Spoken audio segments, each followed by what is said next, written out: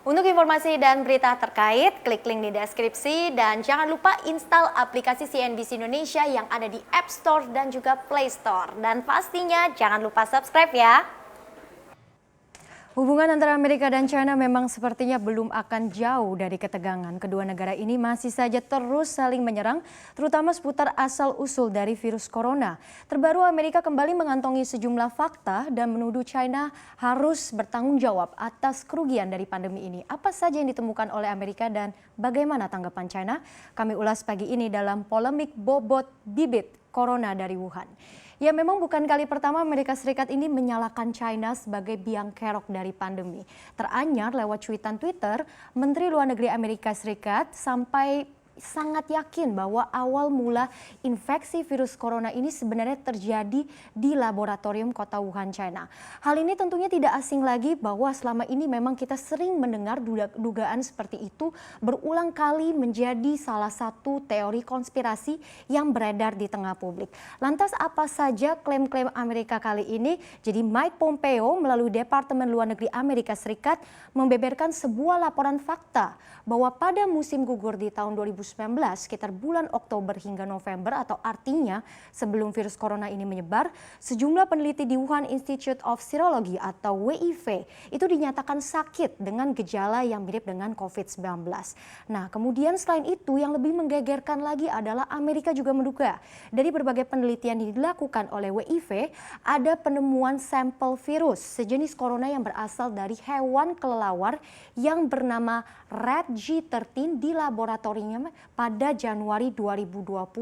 Dan ketika diselidiki, sampel virus ini ternyata memiliki kecocokan 96,2% dengan virus COVID-19. Amerika pun semakin menganggap dari temuan ini jadi cukup kuat karena WIV sendiri selama ini melakukan penelitian asal virus SARS tahun 2003 dengan melibatkan hewan-hewan seperti tikus, terenggiling, dan juga kelelawar. Dan belum selesai sampai situ, Amerika pun juga menuduh bahwa WIV sebenarnya telah menemukan sampel virus ini lebih dulu di sebuah gua provinsi di Yunnan, China 3 tahun sebelum penelitian oleh WIV itu dimulai pada tahun 2016. Nah, tentu tudingan Amerika ini memicu perdebatan keduanya. Apalagi selain menuding tidak transparan soal penelitian, Amerika juga menuduh bahwa institusi ini bekerja sama dengan militer China. Dan menariknya, Amerika yang juga salah satu donatur dari WIV mengklaim bahwa sejak tahun 2017 WIV mempunyai proyek penelitian hewan atas nama militer. Dan lagi-lagi ini juga jadi mengaitkan kepada teori konspirasi. Apakah benar virus corona itu adalah senjata biologis buatan labnya China? Namun perlu dipahami di sini bahwa masih ada proses yang harus dilalui untuk dapat membuktikan tuduhan Amerika ini memang fakta atau tidak. Lantas apa tanggapan China? Kita akan lihat. Oke, jelas saja China membantah tuduhan tersebut. Pemerintah China dengan tegas menyebut bahwa Amerika ini menyebarkan kebohongan dan juga teori konspirasi. Peneliti senior WIV, She Chengli, mengklaim tidak ada infeksi virus COVID-19 yang menulari stafnya pada saat itu. Dan tidak hanya itu, pemerintah China juga menyebut bahwa selama ini negaranya sudah sangat kooperatif dengan WHO, bahkan tim WHO juga sudah tiba di China untuk meneliti asal-muasal dari virus corona. Selain itu, China juga justru balik menegaskan bahwa kemungkinan pandemi corona itu dipicu dari penyebaran di sejumlah wilayah dunia, bukan dari wilayah China saja. Bahkan China menanggapi dan menghubungkan lagi adanya teori bahwa pasien zero corona itu merupakan tentara militer asal Amerika dan juga menduga kalau virus corona itu sebenarnya ditularkan dari makanan beku impor. Sehingga memang di sini mau Amerika baik China keduanya masih saling menyalahkan dan dunia belum mengetahui jelas bagaimana asal virus ini pertama kali menyebar. Tapi yang jelas kalau kita flashback seperti apa, kita tentu tahu virus corona ini pertama kali dilaporkan di kota Wuhan, China. Pada tanggal 31 Desember 2019, China secara resmi melaporkan ke WHO adanya penyebaran virus bergejala pneumonia dengan sangat cepat dan tidak lama kemudian pemerintah kota Wuhan dan juga kota lainnya langsung mengambil tindakan lockdown untuk meredam penularan.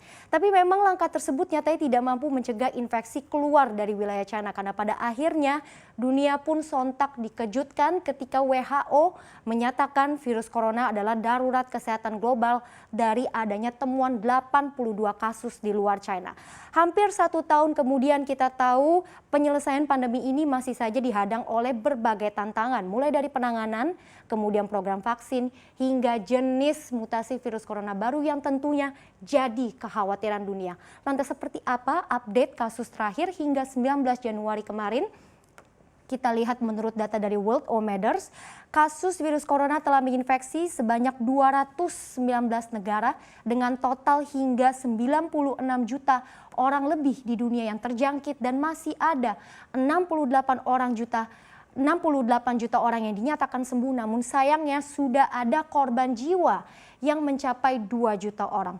Tentu di sini WHO menegaskan untuk menghindari pandemi yang telah merenggut banyak korban seperti ini kembali terjadi, asal-usul virus corona sangat penting untuk diselidiki sampai akarnya. Lalu apa saja alasannya dan faktor pentingnya? Kita lihat memang ada 3 di sini yang sangat penting untuk dipahami. Pertama, mencegah virus serupa kembali menjangkiti manusia sehingga dari seluk-beluk virus, WHO berharap di kemudian hari langkah ini bisa mencegah pandemi kembali terjadi. Dan kemudian yang kedua, memahami penularannya. Terutama kalau kita berbicara terkait apakah virus corona ini berasal dari hewan kelelawar, tentunya WHO perlu melakukan investigasi menyeluruh untuk tahu betul bagaimana sebenarnya virus dari sumber hewan ini kemudian bisa bertransmisi ke tubuh manusia. Dan terakhir yang ketiga, pengembangan obat dan vaksin. Ini tetap akan dilakukan oleh WHO, walaupun sekarang sudah ada program vaksinasi di beberapa negara, tapi tetap harus diselidiki, terutama usai adanya temuan jenis virus mutasi-mutasi baru. Di mana hal ini tentu saja menimbulkan pertanyaan lagi, apakah vaksin tetap ampuh menangkal virus-virus tersebut?